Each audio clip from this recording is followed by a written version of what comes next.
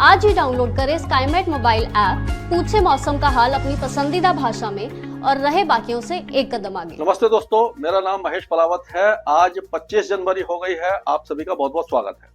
आज जो 25 जनवरी के समय आप देखेंगे कि पूरे देश का मौसम शुष्क रहेगा। केवल उत्तर पूर्वी राज्यों के पूर्वी असम और अरुणाचल प्रदेश में हल्की बारिश की गतिविधियां दिखाई देंगी। और कल 76वां गणतंत्र दिवस है हमारे देश का, तो उस समय अगर देखें तो जो कर्तव्य पथ है वहां पर जो 26 जनवरी की परेड होगी वो पूरी तरह से आप आनंद उठा पाएंगे। सर्दी नाम मात्र के लिए होगी, सुबह के समय होगी। जैसे ही परेड शुरू हो रही होगी उस समय 9 बजे के आसपास गर्मी हो जाएगी, मतलब कि धूप तेज हो जाएगी और आपको कोई भी ऐसा सर्दी का एहसास नहीं होगा। और सबसे बड़ी बात है कि जब परेड खत्म होने लग जाती है उस समय जो फ्लाई पास्ट होता है, जो हेलीकॉप्टर्स हैं और आपके ट्रांसपोर्ट एयरक्राफ्ट हैं, फाइटर एयरक्राफ्ट के, इनकी जो कॉम्बिनेशन होता है, फॉर्मेशन होती है, बहुत ही आराम से आपको दिखेगी। साफ आसमान होगा, नीला आसमान होगा, कोई भी कोहरा या जो धुंध है आपको दिखाई नहीं देगी। पूरी तरह से आप एंजॉय कर पाएंगे। तो पूरे देश में, केवल दिल्ली में ही नहीं, देश के हर हिस्से में आपको जो भी परेड का आनंद है आप उठा पाएंगे, क्योंकि कोई भी वेदर एक्टिविटी 26 जनवरी को देश के किसी भी हिस्से में दिखाई नहीं दे रही है। तो ये एक अच्छी बात है। लेकिन इसका एक दूसरा पहलू भी है कि जो सर्दियां थी, जो हम देखते थे कि जनवरी के आखिर तक, फरवरी में भी चलती थी, और 26 जनवरी के समय आमतौर पर देखा जाता था कि कड़ाके की सर्दी उत्तर भारत में होती थी, वो अब नहीं है।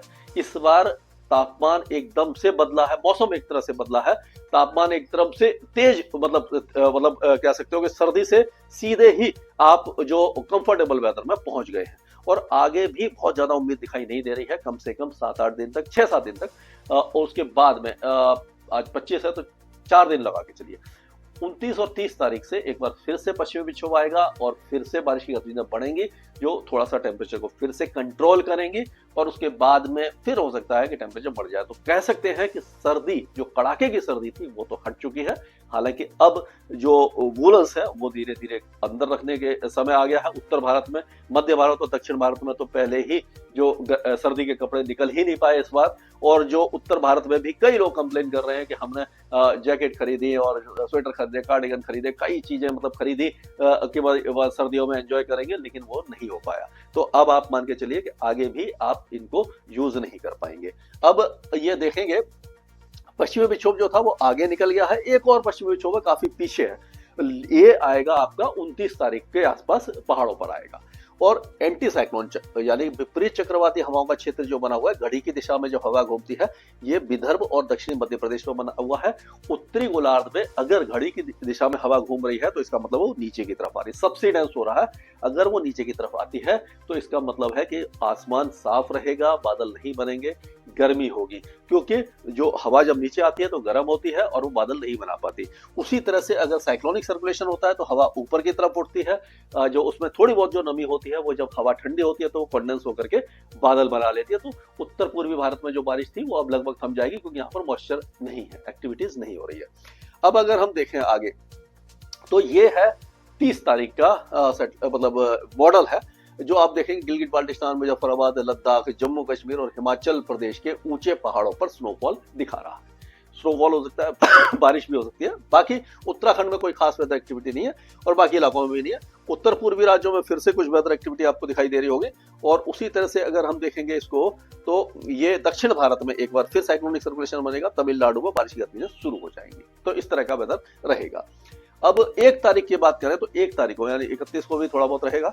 1 तारीख को जो वेदर एक्टिविटी है थोड़ी कम हो जाएगी, लेकिन पंजाब और हरियाणा के उत्तरी जिलों में हल्की बौछारें शुरू हो जाएंगी। पूर्वोत्तर राज्यों में बढ़ जाएगी, गंगा पश्चिम बंगाल में भी बारिश हो जाएगी।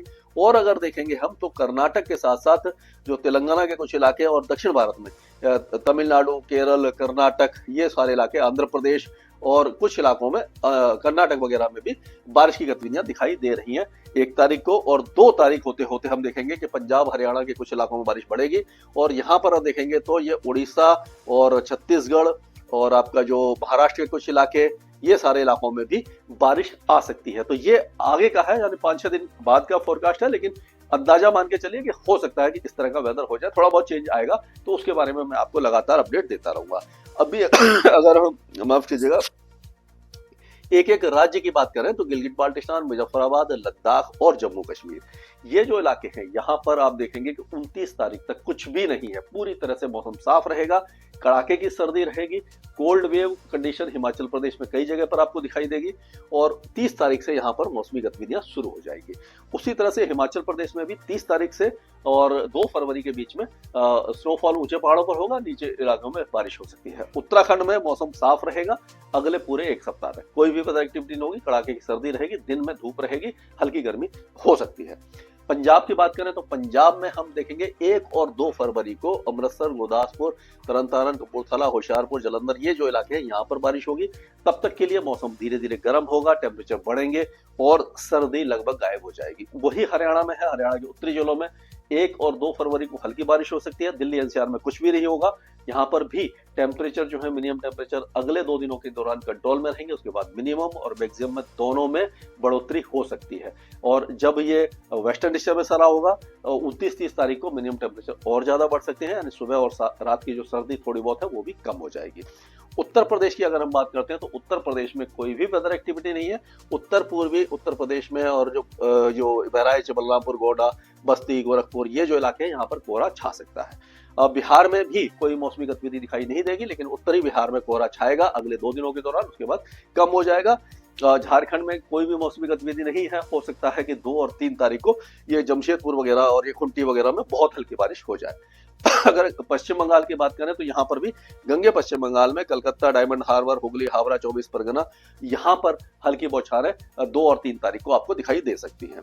उत्तर पूर्वी राज्यों में अभी फिलहाल वेदर एक्टिविटी नहीं है, समाप्त हो गई है, लेकिन 1 से 3 तारीख के बीच में ये जो पूर्वी असम और अरुणाचल प्रदेश और मणिपुर, मिजोरम, त्रिपुरा में बौछारें पड़ सकती हैं। राजस्थान में कोई भी मौसमी गतिविधि नहीं है, अगले 1 सप्ताह तक तो मान के चलिए बिल्कुल भी वेदर एक्टिविटी नहीं है। टेम्परेचर अब धीरे धीरे अगले 2 दिनों तक कंट्रोल में रहेंगे, उसके बाद धीरे धीरे बढ़ जाएंगे। और वही मध्य प्रदेश की बात करें तो मध्य प्रदेश में भी कोई मौसमी गतिविधि हमें दिखाई नहीं दे रही है। और अगर छत्तीसगढ़ की बात करते हैं तो छत्तीसगढ़ के दक्षिणी जिलों में ये गाँव वगैरह, बस्तर वगैरह इन इलाकों में और कुछ इलाकों में हो सकता है बलौद बाजार, महासमुंद, रायपुर ये जो इलाके हैं यहाँ पर भी बारिश की गतिविधियां 2 और 3 फरवरी को हो जाए। और उड़ीसा में जो हल्की फुल्की बौछारें आइसोलेटेड रेन 2 और 3 फरवरी को हो सकती है, उससे पहले मौसम साफ बना रहेगा। अगर हम गुजरात की बात करें तो गुजरात में कोई भी वेदर एक्टिविटी नहीं है, टेम्परेचर अब एक बार फिर से 2 दिनों के बाद बढ़ जाएंगे, यानी कि सर्दी काफी ज्यादा कम हो जाएगी। महाराष्ट्र में भी कोई मौसमी गतिविधि लगातार हमें दिखाई नहीं दे रही है, मिनिमम और मैक्सिमम टेम्परेचर में बढ़ोतरी होने की संभावना नजर आ रही है। अगर तेलंगाना की बात करें तो 3 फरवरी को दक्षिणी तेलंगाना में हल्की बारिश हो सकती है। और अगर आंध्र प्रदेश की बात करें तो आंध्र प्रदेश के कई इलाकों में 2 और 3 फरवरी को बारिश होगी, लेकिन दक्षिणी इलाकों में ज्यादा होगी। अगर कर्नाटक की बात करें तो कर्नाटक में भी 1 से लेकर के 3 या 4 फरवरी के बीच में कर्नाटक के कई जिले बारिश देखेंगे। बेमौसम बारिश होगी, लेकिन हाँ इससे फायदा होगा, मौसम थोड़ा सा ठंडा हो जाएगा, राहत मिलेगी और नमी बढ़ जाएगी। उसी तरह से अगर हम बात करते हैं केरला की, केरला में बहुत हल्की बारिश होगी, वो भी अभी फिलहाल नहीं, 4-5 दिनों के बाद 2 और 3 फरवरी को, लेकिन बहुत ही हल्की बारिश होगी। तमिलनाडु में 29-30 तारीख से ही दक्षिण इलाकों में बारिश शुरू हो जाएगी और उसके बाद बारिश की गतिविधियां कई इलाकों में फैल जाएंगी, यानी कि फरवरी का शुरू का जो हफ्ता होगा उसमें बारिश यहाँ पर दिखाई देगी। अगले 4 दिनों तक यहाँ पर मौसम पूरी तरह साफ और शुष्क बना रहेगा।